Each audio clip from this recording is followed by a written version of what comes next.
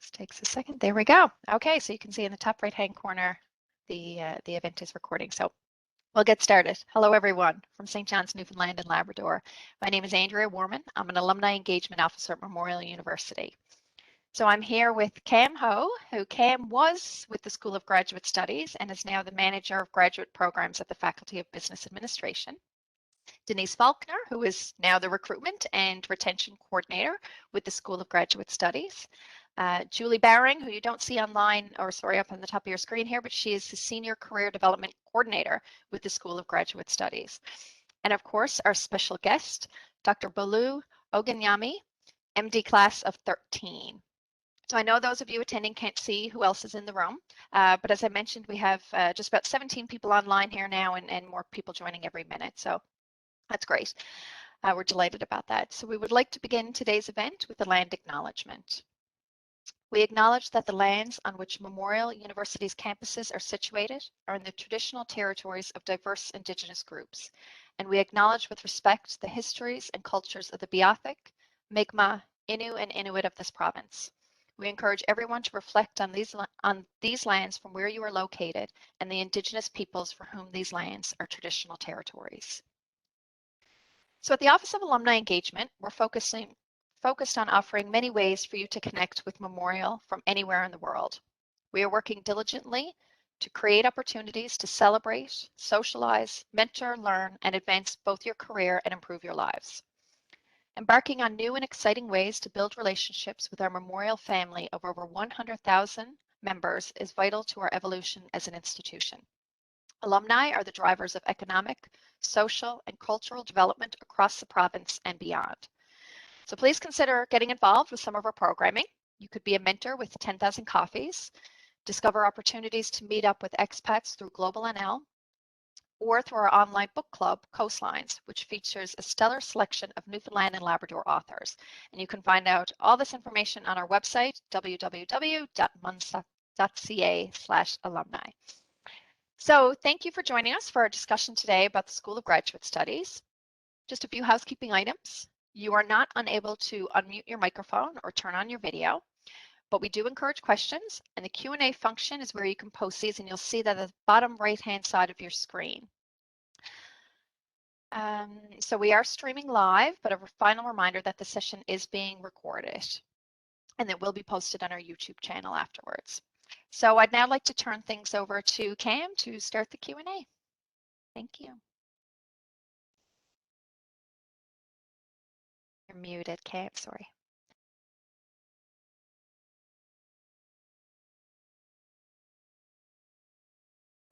Graduate program at Memorial University. Oh, okay, sorry. That happens like most of the time.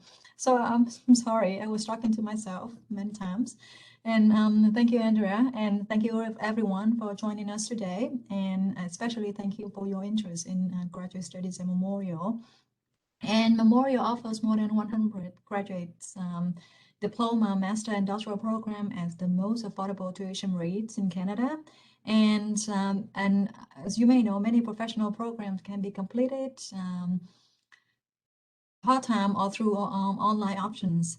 And many of our students join graduate programs for career renewal to obtain new skills and new network to reboot their career. And hopefully after today's discussion, you will find a program that inspires, that suits you. We will learn the journey of grad studies with Dr. Bolu today. So the first question that I would like to ask is, why did you decide to go back to grad school?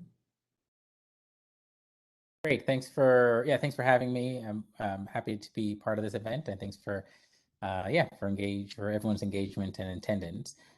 In terms of me going to graduate school, so I from St. John's, I did my undergrad at Western in Ontario, and I did a joint honors in sociology and medical sciences.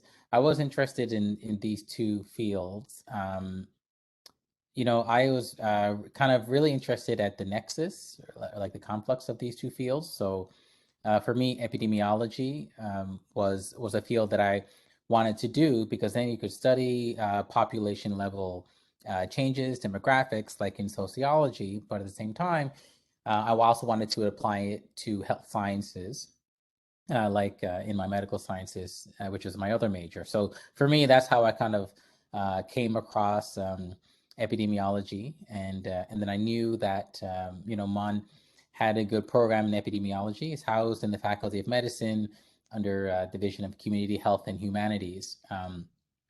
And even having that organization was something that kind of spoke to me, where you were in the Faculty of Medicine, but the Division of Community Health and Humanities were important because I wanted to kind of have both of those lenses. So I know that MUN had a strong program in epidemiology, so that that's why I wanted to come back to train in grad school instead of training in Ontario. I'm sure they have other programs as well, but the other thing is that the class sizes, I knew, and I suppose I was right, that the class sizes were a bit smaller, so you get to know a lot of your professors. So that was important in my time in graduate school here. And the reason I did graduate school in the first place, I had an interest in these two kind of different programs, medical sciences and sociology. So I wanted kind of more expertise to be able to kind of link them together. And and then so I came here and I did a graduate diploma in clinical epidemiology. I mean, how would you describe your experience as a graduate student at Memorial? Oh, it was great. I really enjoyed my time here in graduate school. I think for the faculty, I felt they were always available, which is important, helpful, available. Obviously, excellent high-level faculty. So not only are they teaching in epidemiology, but they're doing research in the studies. And of course, many of them, not all of them, but a lot of them were clinicians of some sort. So the clinicians were using the results of epidemiology, and some were policymakers as well. So they were kind of applying to epidemiology that way. So I thought that lens was important to actually get to know the people that are teaching you and that are using this work. And it was good kind of socially as well. I did some work outside of my studies. For example, I volunteered as a judge for high school science projects through our MedQuest program as a graduate student. I did some research, so extracurricular as well, which led some publications down the road, which is important. I know a lot of graduate studies like the opportunity, of course, to do research. I have to do research, so it was great in that regard. And other fun things. So there's a co-ed softball team, right? So I was part of the co-ed softball league as well. So yeah, I mean, it was great socially. I'm still friends with many of the folks I did grad school with. Kind of professionally, it was excellent as well. And I think there are a lot of opportunities to kind of have many directions because of my graduate student experience. Yeah, thank you. Especially like the idea of volunteering and also do extracurricular activities while you're in grad school, right? I just have another question regarding grad school. How did graduate education complement your career? I mean, okay, you already started as graduate diploma in epidemiology, and then how did it help you with your career at the moment?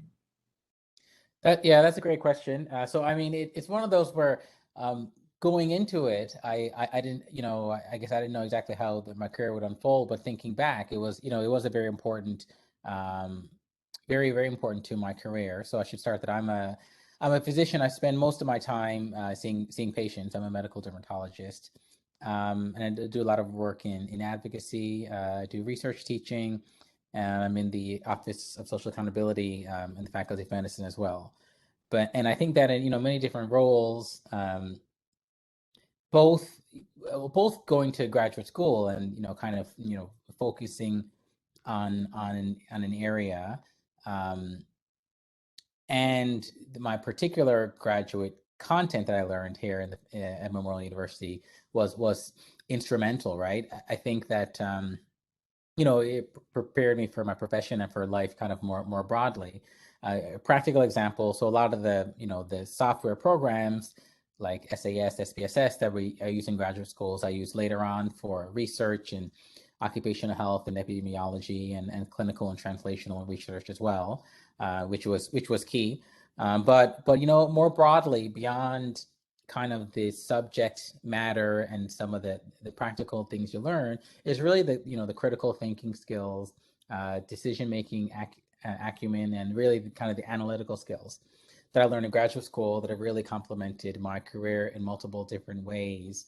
Um, you know, whether it's making decisions on the board of directors, or even determining how to best formulate and answer a research question, or whether it's synthesizing information to come up with, you know, how to manage different things in clinic. You know, analytical skills, and critical thinking skills I learned in graduate school were key. So kind of in many different regards, again, whether it's board decisions, research, clinical work, the skills I learned in grad school have kind of, you know, come through many times, even more than I thought, you know, when I applied for grad school. Thank you. And what advice do you have for future graduate students who are interested in graduate studies and memorial? Yeah, I mean, I uh, I think that, well, one is of course to consider graduate school, and consider it at a memorial, whether it's, you know, whether it's folks that are connected to St. John's or Newfoundland in some way, or folks from other parts of the country, or really folks from all over the world. You know, I think it's a good place to study, in folks in many different backgrounds. Fortunately, the Faculty of Medicine, we benefit, you know, lots of our folks are from St. John's, like me, but lots of our folks are from other parts of the world as well. And it's nice to kind of see all of that within the Faculty of Medicine, which I know is also the case with many other areas in the university. In fact, you know, I mean, graduate studies compared to other parts is particularly, I think, advanced in terms of the diversity of the cohort. So there is something here for everyone, both diversity in terms of the diversity of the students, but also in terms of the offerings, right? And kind of, again, I use epidemiology, so kind of linking some different areas. I think it's important to consider whether, so for me, I kind of had different interests and I combined them in my graduate studies in epidemiology. It's also good for some folks that, you know, say you're doing an undergrad degree, to really focus. So you kind of want to think ahead of time what you're trying to gain. Are you trying to, you know, specialize in one field, or use it as a kind of a transition, right? So for example, some folks might do an undergrad in psychology, and that's a very popular one here, Memorial Arts or Sciences. But, you know, if they do business, you know, a master's in business, or a other, you know, graduate degree that's business related, they might go into, you know, organizational psychology. So kind of applying that. So I think it's kind of nice. It's almost like you can pivot or spin a little bit from your original degree. Or alternatively, say you did a psychology degree, you might, you know, focus on counseling or social psychology or psychology research. So it's good to kind of diversify, to consider whether it's a pivot or a change in direction, or to really hone in and focus. And we really need both, because, you know, you need content experts. So graduate school, you know, on top of an undergraduate degree, graduate school, it's really great at producing content experts, whether it's thesis based or not thesis based, right? Mine was a non-thesis based program. But it's also important to be able to have folks both. And the good thing about graduate studies here at MUN is the diversity of the classroom allows people to get different ideas and kind of attack things different ways. So in terms of advice, one would be to think of, you know, whether you want to be someone that really focuses an idea, in which case graduate school could, you know, get focused on top of your undergraduate degree, or whether you want to pivot or do things more laterally, like I did, and that's another way you can choose your graduate program. So just kind of think of where you want your career to go, not just what you've learned so far, not just what you learned in your undergraduate degree or where you're living or training, but where you want to be in the future, and how you can, you know, make graduate studies to be an important part of your future, right?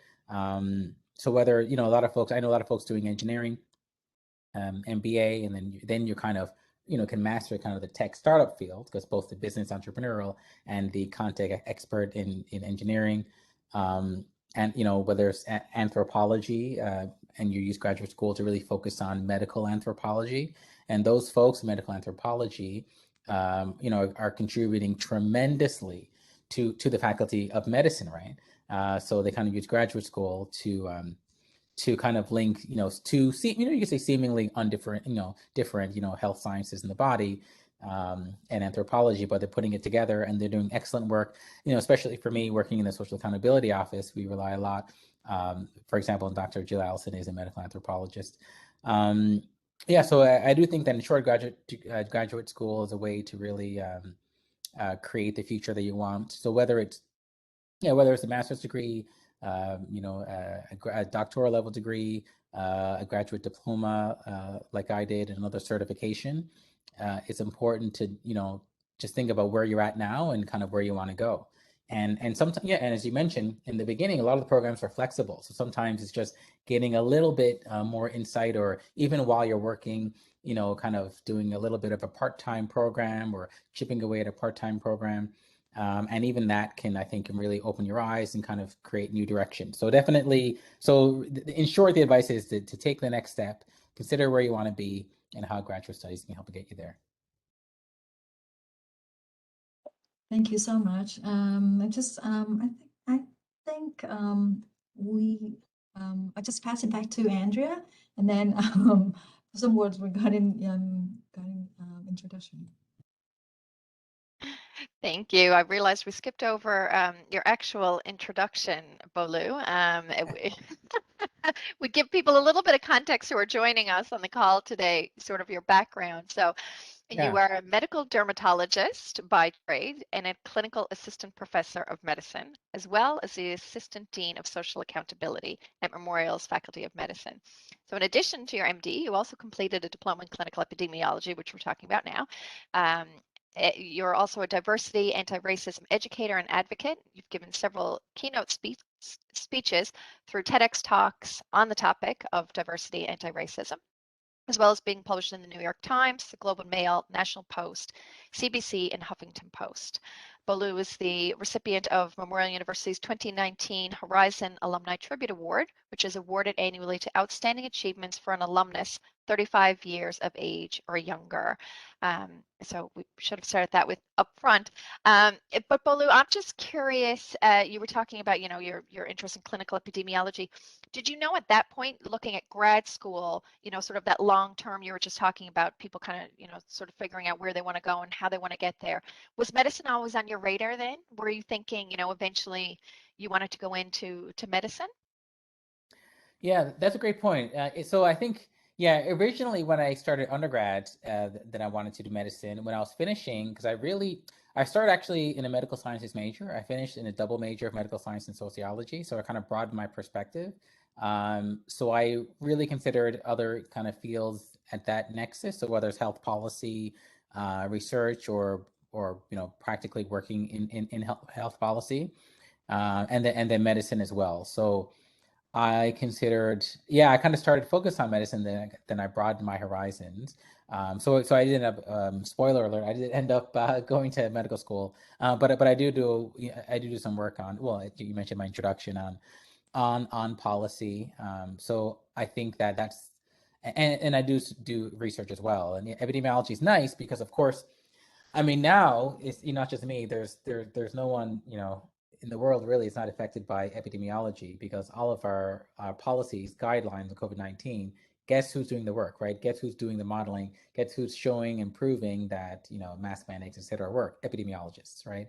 So epidemiologist is kind of the person behind the scenes that's doing a lot of the work. They get the models, and then people will hear wonderful Janice Fitzgerald, really ensuring that Newfoundland is doing as best as we can with the pandemic.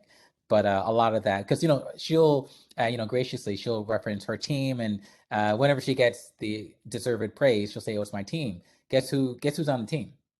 People that study epidemiology, and I'm sure at least some of them trained here at Memorial. So certainly, I didn't know exactly how it was going to turn out. I did kind of keep an open mind, and I've kind of done a little bit of everything, so it worked out well, and I do think that again, just the there's less of a distance between students, learners, and some of the professors, and that really kind of for me helped a lot to see, oh, this is what my professor actually does with epidemiology. Because lots of them were doing different things. Some were doing more policy, some are doing more research, and some were doing more clinical work, and some did kind of a combination.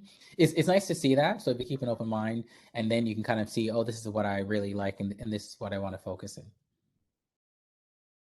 That's great advice. Thank you. And I know, sometimes people choose grad schools based on certain professors that are at certain universities. So if there's research interests, and people might say, oh, I really want to work, with that particular person. And then other times it's knowing that, okay, I like this field, and then getting to know the professors and who's doing what in research. But I think a lot of people that come to grad school at Memorial feel that connection, that they're usually smaller groups, that they're not sort of lost in big mass programs where, the student populations are so big that they don't get what it is they're looking for. They don't get those opportunities. And I think it's so valued at Memorial by the faculty, and by the university, the contribution that grad students do make. Like you said, you've got to work on pieces that became published articles, and you get to take those to conferences. It's encouraged that grad students are working with faculty on things that will impact policy. Like you said, I mean, there's probably a lot of grad students, especially in epidemiology, that have been working on a lot of the policy that is guiding us right now through COVID-19. So that hands-on practical experience, knowing where it ends up, is impressive.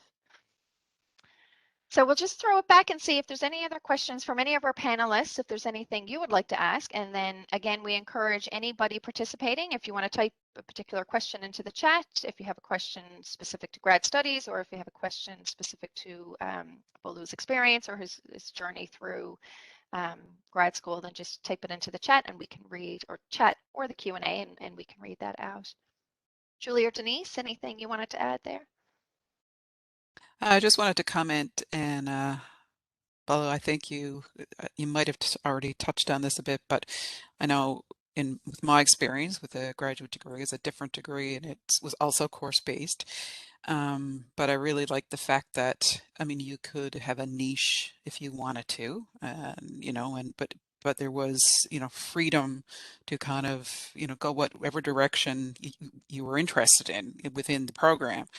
So it's very, very different from undergrad degree, and so independent. And like you say, you can actually see the relationships are much closer. You can see what your professors are doing, or instructors are doing, and learn from that, and really learn how to apply it to the field. Yeah. So I had the same experience. That's great. Yeah, it's nice to see. And I don't know, which area did you? I did a master in post-secondary education. Okay, yeah. So that's the thing, very different, right? And we still get, so it's a very different field, but I think with graduate school, the benefits are parallel, right? So yeah, it's nice to hear. Yeah, yeah. So I could pretty much, I obviously wanted to focus on graduate students and post-secondary and professional development, and that's what I did. But I could have focused many ways. Well, I actually have another questions for panelists here, but to you first, Bolu, regarding networking during grad school. Right? This is something that's, I mean, aside from the academic or foundation that you receive in terms of networking in grad school. Do you have any advice or any information that you would like to share with prospective student or our audience here today? In networking, certainly.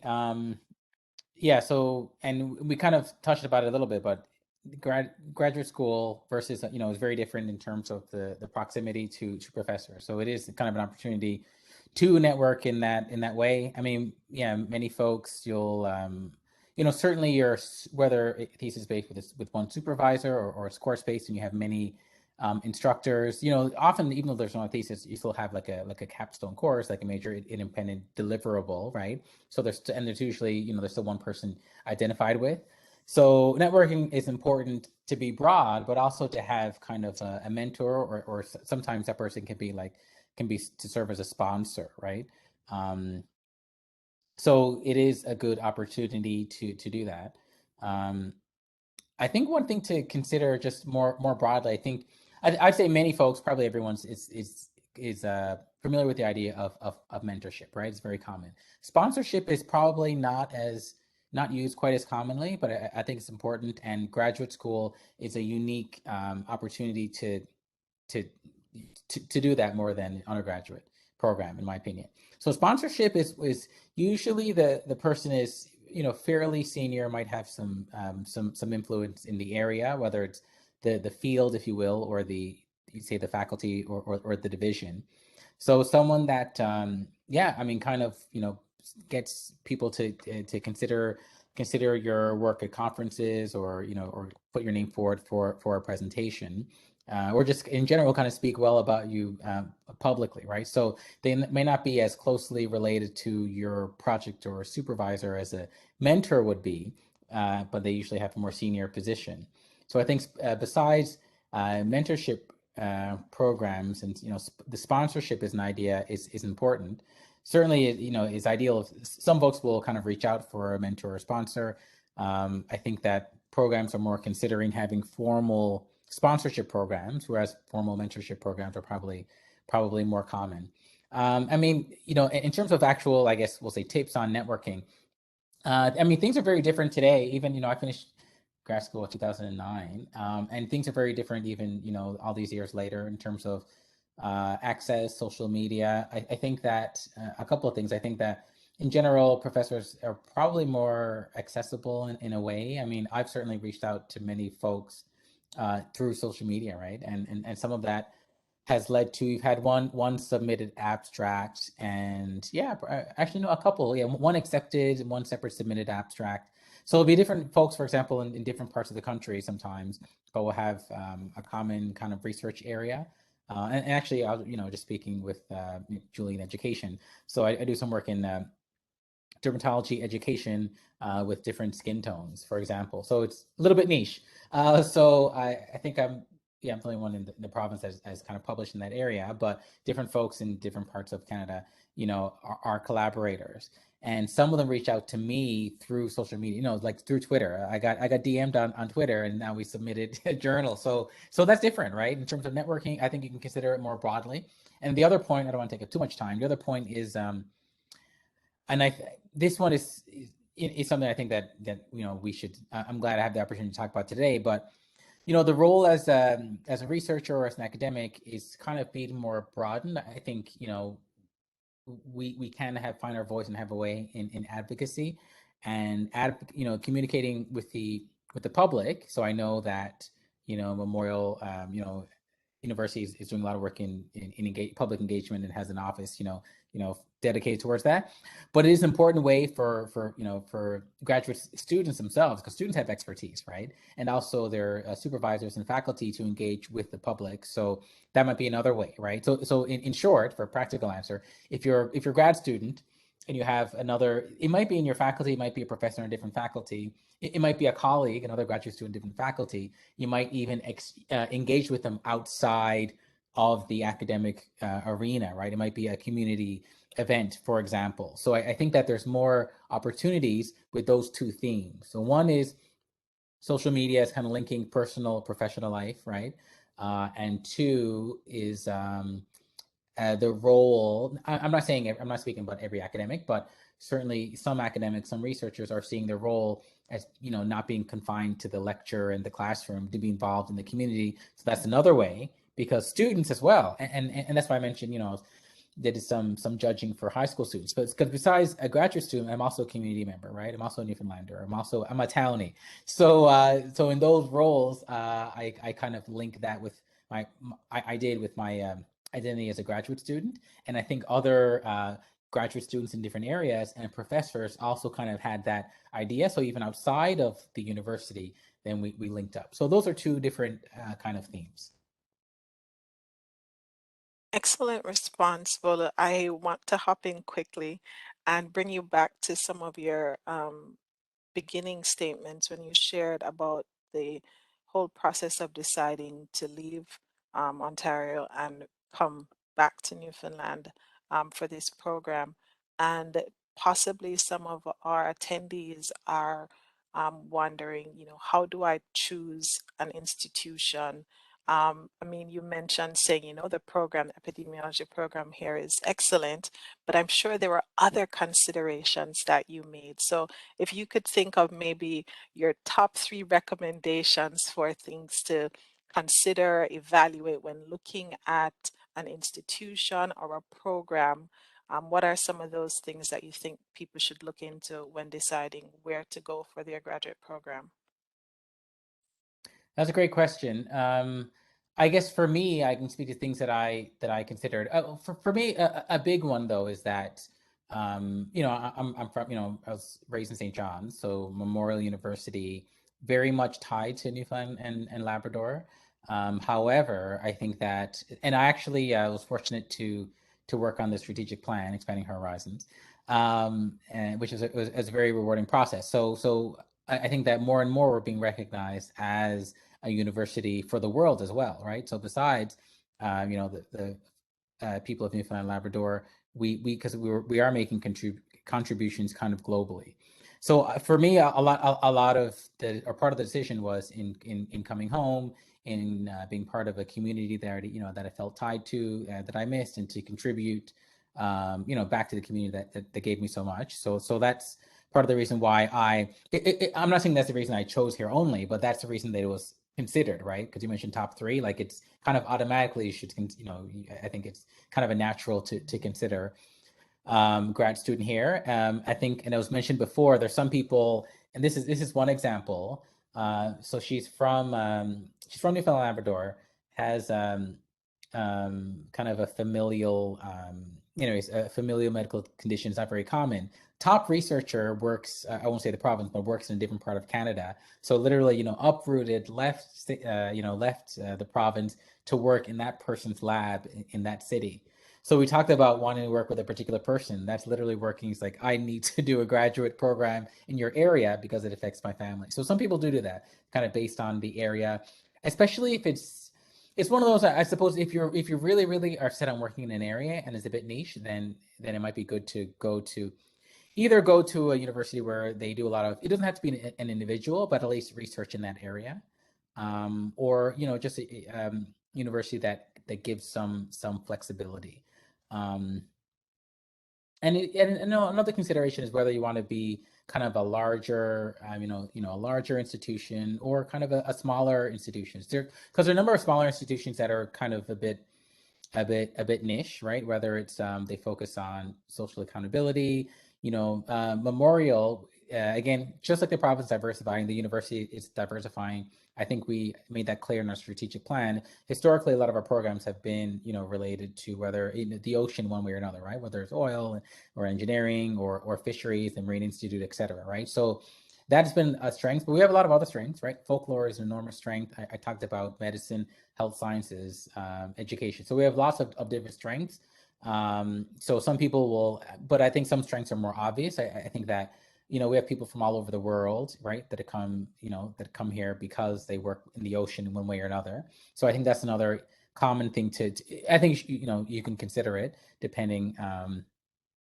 So those would be my thoughts. Consider the program, consider the location, right? Because again, even though you're studying it in a university, you're very much part of the community. So I think for folks studying in Memorial, they also benefit from being part of the community and being in Newfoundland and Labrador. So again, that was part of the reason when kind of that I chose it here. And yeah, I mean, there's lots of opportunities. I think we have different campuses, and whether it's in Corner Brook, the Grenfell campus, they focus on fine arts, or whether it's other campuses away. Just so I would say, yeah, do your research. Think of what area you want to do.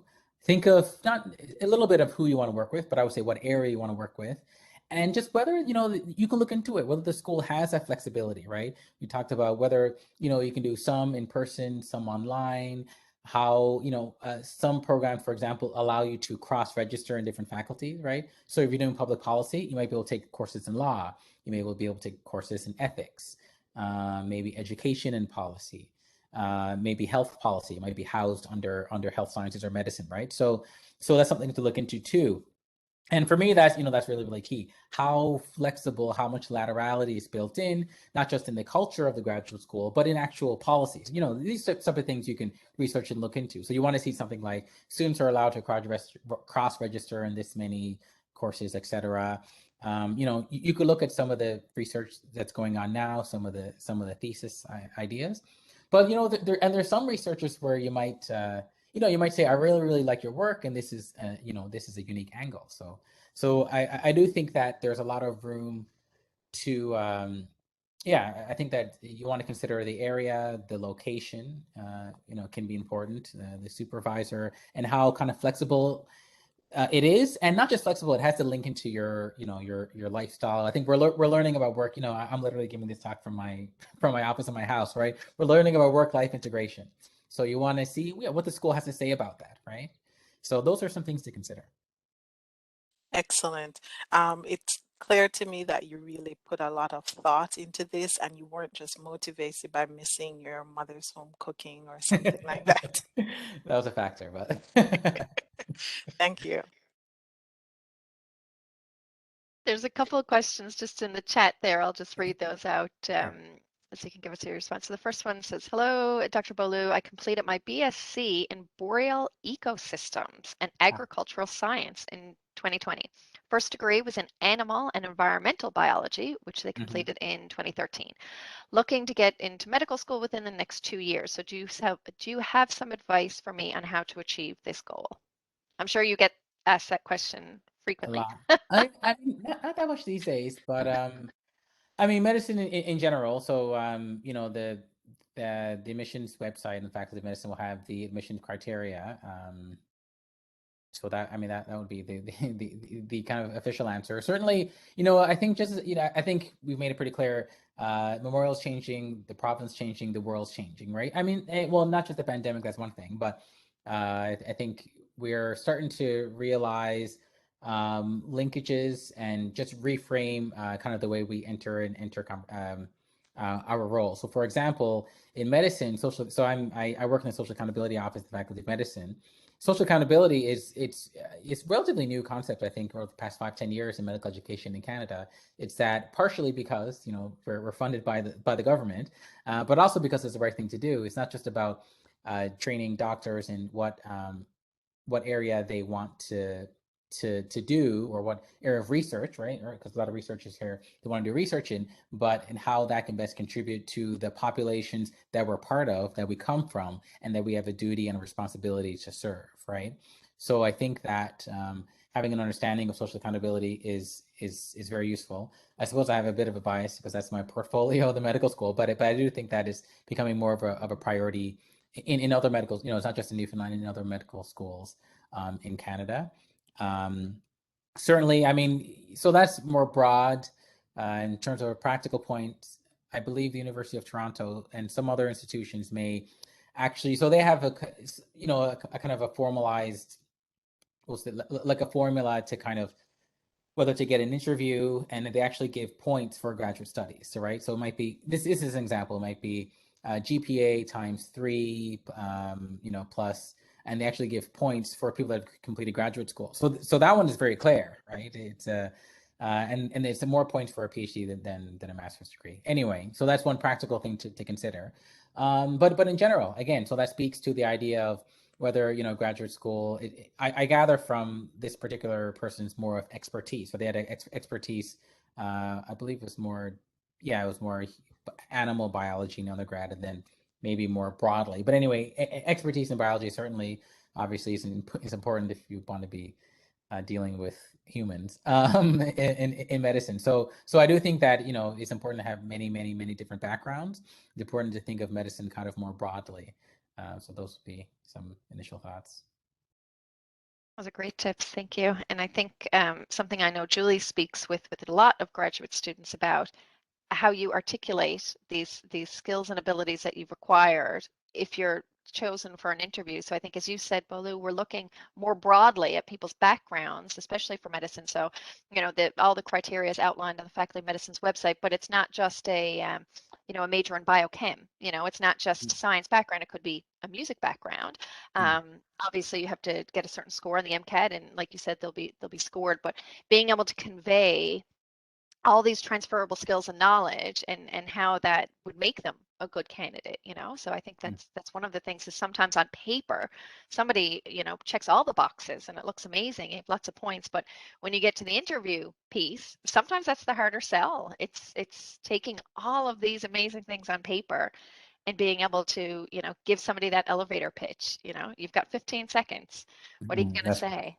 That's right. Yeah, no, I agree. Yeah, for sure. A couple other questions there. So if there was an MD interested in health law and policy, what graduate studies would be ideal to pursue? Would it be the Masters of Public Health?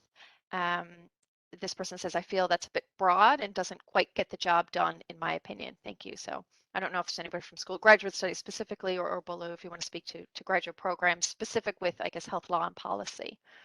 Yeah, I don't know if anyone else wants to jump in.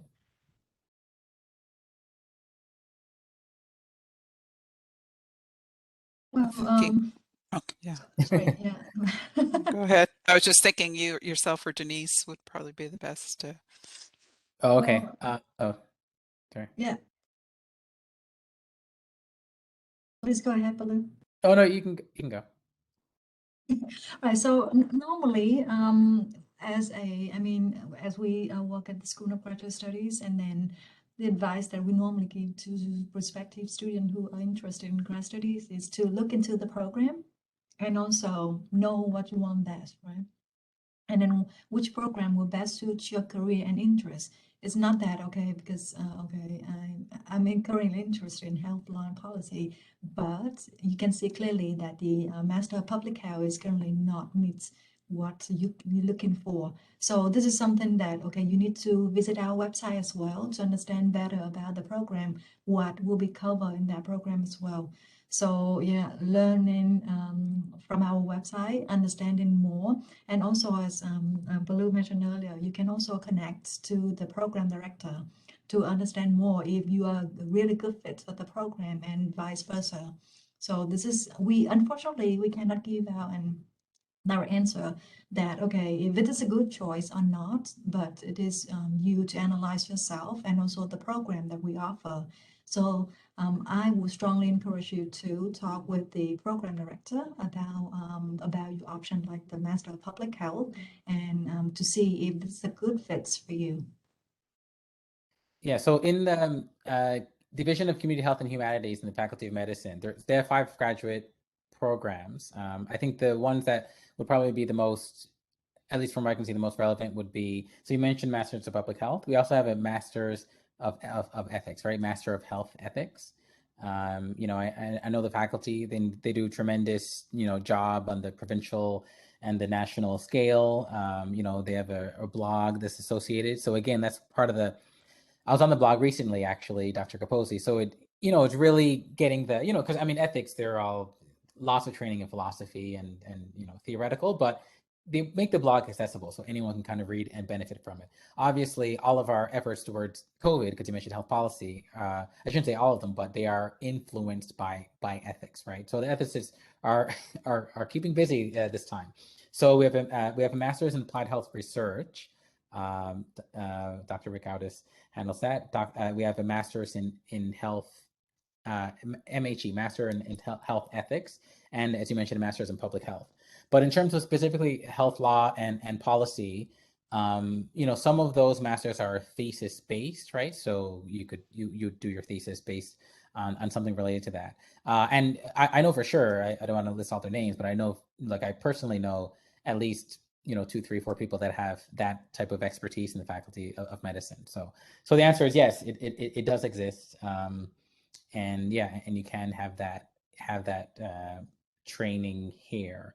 I think so. It's interesting because you mentioned public health. I think ethics might be. I don't know if I can say that it's closer to it, but I think that's something you should consider, right? Because ethics informs policies, and ethics. A lot of ethics courses are going to be in law, right? Because they kind of inform each other. So I would explore that master's in particular.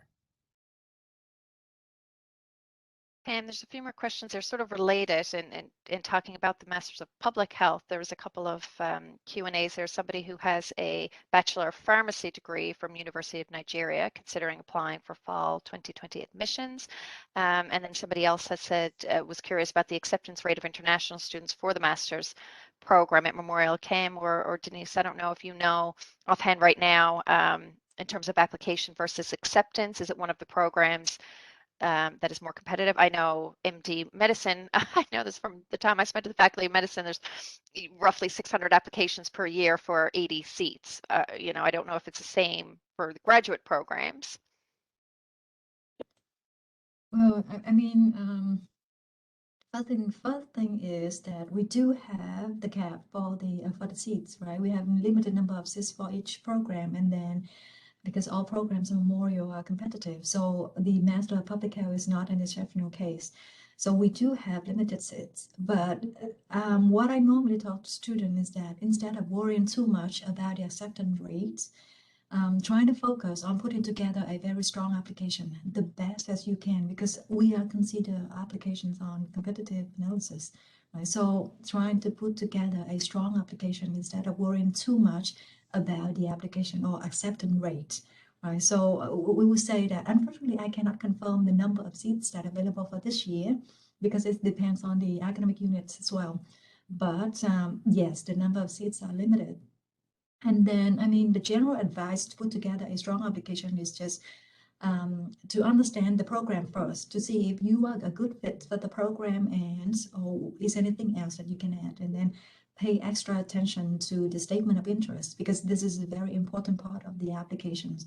And also highlight any skills or anything that, I mean, work-life experience in order for us, for the admission team, to understand you as a whole package instead of, okay, this is, I've got this, I've got that, but how it contributes to your ability to complete or to be successful in the grads program.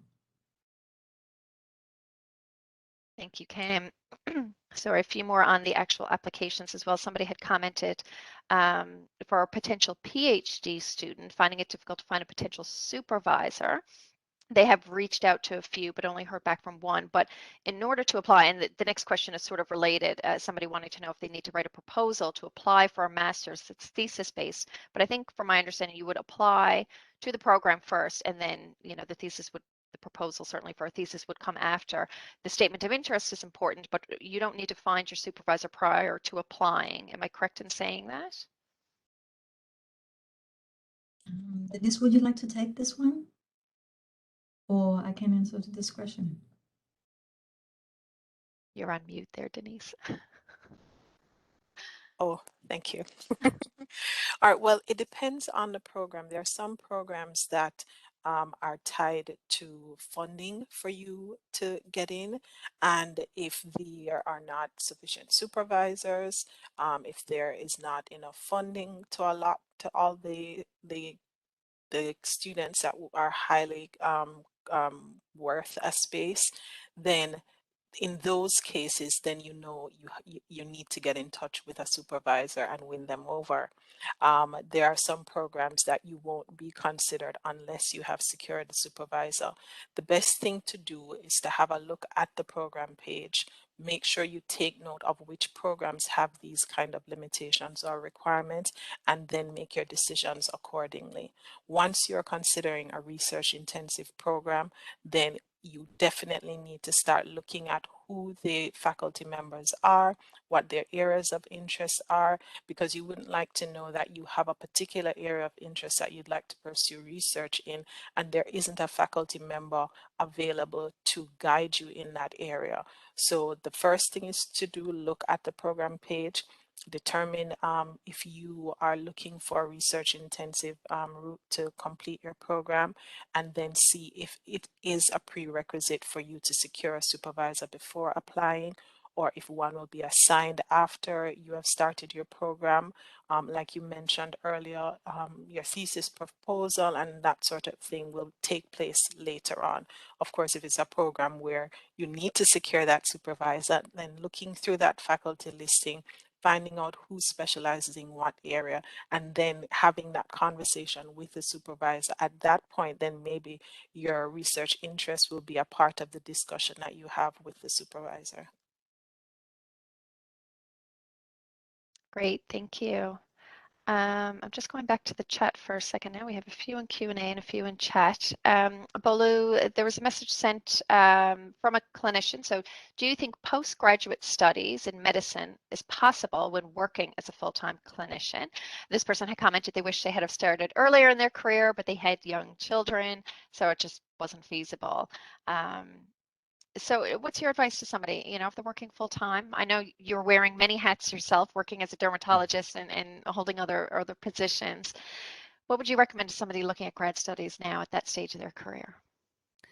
Yeah, I guess, well, it's just with the wording. So technically, like postgraduate in medicine means like you're a resident doctor, whereas graduate would mean you're doing like a master's or a PhD. So I don't, because I can't see the question. Do they mean like they're working full time as a clinician and want to do a master's degree or another residency? Probably a master's degree. Is that the idea? Or I assume, oh, diploma. So a diploma or master's. So a certificate or a yeah, diploma through School of Graduate Studies, right? Different yeah, than residency training, postgrad yeah. programs. That's what I thought. Yeah, that would make more sense. Yeah, so that would be doable. Certainly more doable. Yeah, it's funny because I mean the biggest hat, and you know, what spends a lot of my time. So I have 2 under 2. So Right. I'm also full-time dad. But in general, yeah, I mean a couple of things. One is I do think that training, whether it's full-time, part-time, complements work. It makes your kind of day-to-day work more meaningful, puts it in context, and work can give kind of, you know, examples, and sometimes it can practically help training too. For example, you know, I've done some training programs. They think of an example when, or you know, you're literally working in a separate job, so you have lots of experience. So I do think they go hand in hand together. So the answer is I think that it'd be doable. I know there's a lot of a couple of things you want to see, whether it's synchronous or asynchronous. Certainly quite a bit easier if it's asynchronous, right? Because then you can do it on your time and schedule it. So that's one thing to keep in mind. Whether the lectures or the teaching synchronous or asynchronous, easier if it's asynchronous, and the deliverables. I think things with maximum flexibility. So these are things to look into. Would be asynchronous, more flexible.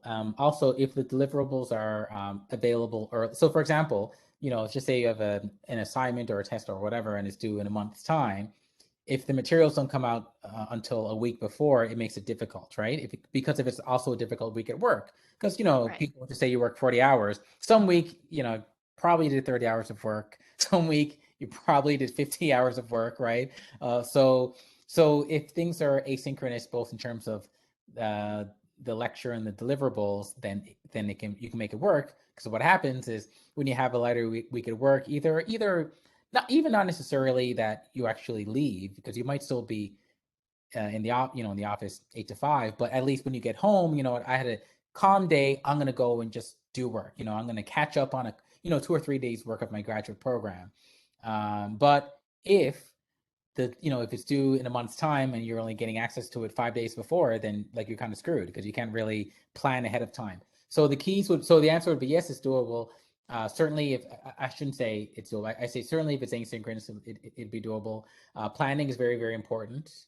You know, and the reason I mentioned that I'm a dad of 2, because you're not just planning your work, you have to plan your regular life. And there's some things that can't be planned. But if it's asynchronous, you kind of catch up when you can, get a little bit ahead, and when life gets in the way, you can still kind of get it done, right? So yeah, so those would be my thoughts, and I definitely encourage it, because I think it's whether it's, and I'll just give some examples. I don't want to speak too much. So for me, I've done some training in diversity and inclusion, and that informs my work as a clinician, because any doctor should be able to deal with someone from every background, right? So in my opinion, I think it's actually part of the job. So I did some extra training while I was working And I'm doing a little bit of training now in board directorship and board leadership, which is important. I think that physicians need to get on boards and have their voices there. And I'm doing them. Those are flexible. The first one was asynchronous, largely. You know, it was completely asynchronous. This one is kind of partially. So those are some things to look into. It can be done. I think it is an excellent complement to work, and vice versa, right? And yeah, I definitely encourage whoever. Again, I can't see the comments, but I encourage you to do it. And I Thank encourage you you. to do it at Memorial. That's right, exactly.